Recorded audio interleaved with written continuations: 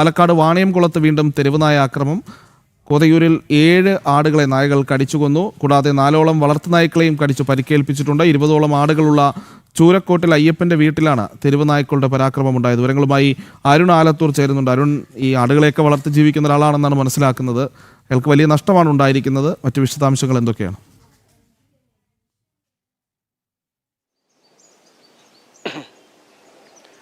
പ്രജിത്ത്, ഇന്ന് പുലർച്ചെ 4 മണിയോടുകൂടെയാണ് ഈ വാണിയംകുളത്ത് ചൂരക്കോടുള്ള അയ്യപ്പൻ എന്ന വ്യക്തിയുടെ ഈ ആടുകളെ തെരുവുനായ കടിച്ച് കൊന്നത്.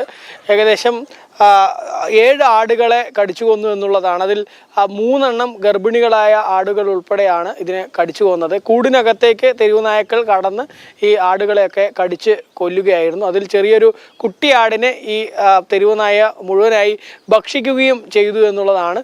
നേരത്തെ ഇതേ അയ്യപ്പൻ്റെ തന്നെ ആടുകളെയും പശുവിനെയും ഉൾപ്പെടെ തെരുവുനായ കടിക്കുകയും ആക്രമിക്കുകയും ഒക്കെ ചെയ്തിരുന്നു.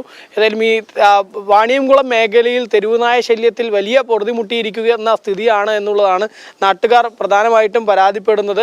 കാരണം അവിടെ തന്നെ ഈ വാണിയംകുളം മേഖലയിൽ തന്നെ കഴിഞ്ഞ ദിവസങ്ങളിൽ ചെട്ടിത്തൊടിയിൽ വിജേഷിൻ്റെ 2 പശുക്കളെയും അതുപോലെ തന്നെ എടക്കോട് സ്വദേശി പ്രഭിയുടെ 2 പശുക്കളെയും തെരുവുനായ ആക്രമിച്ച് കൊന്നിരുന്നു. ഇങ്ങനെ നിരന്തരം വളർത്തുമൃഗങ്ങളെ ഈ തെരുവുനായകൾ ആക്രമിക്കുന്നു. അതുകൂടാതെ മനുഷ്യർക്ക് നേരെയും തെരുവുനായയുടെ ആക്രമണം ഈ വാണിയംകുളം മേഖലയിൽ ഉണ്ടാകുന്നു എന്നുള്ളതാണ് നാട്ടുകാർ പ്രധാനമായിട്ടും പരാതിപ്പെടുന്നത്. ഇതിന് നിരവധി തവണ തദ്ദേശ സ്വയംഭരണ സ്ഥാപനങ്ങളിലും മറ്റുമൊക്കെ പരാതി നൽകിയിരുന്നു ഈ തെരുവുനായ ശല്യം പരിഹരിക്കുന്നതിന് വേണ്ടി. പക്ഷേ യാതൊരു നടപടിയും ഉണ്ടായില്ല. ഇതിനൊരു ശാശ്വത പരിഹാരം വേണമെന്നുള്ള ഒരു ആവശ്യമാണ് ഈ ക്ഷീര കർഷകനായിട്ടുള്ള അയ്യപ്പൻ ഉൾപ്പെടെ ആവശ്യപ്പെടുന്നത്. അയ്യപ്പൻ്റെയൊക്കെ പ്രധാന വരുമാന മാർഗം തന്നെയാണ് ഈ പാല്, ആടിൻ്റെ ആണെങ്കിലും അതുപോലെ പശുവിൻ്റെയൊക്കെ പാല് വിൽപ്പന നടത്തുന്നത്.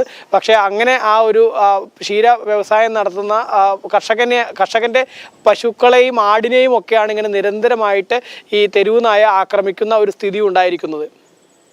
അരുൺ ആലത്തൂരാണ് ഇപ്പോൾ പാലക്കാട് നിന്ന് വാർത്തയുടെ വിശദാംശങ്ങൾ നൽകിയത്.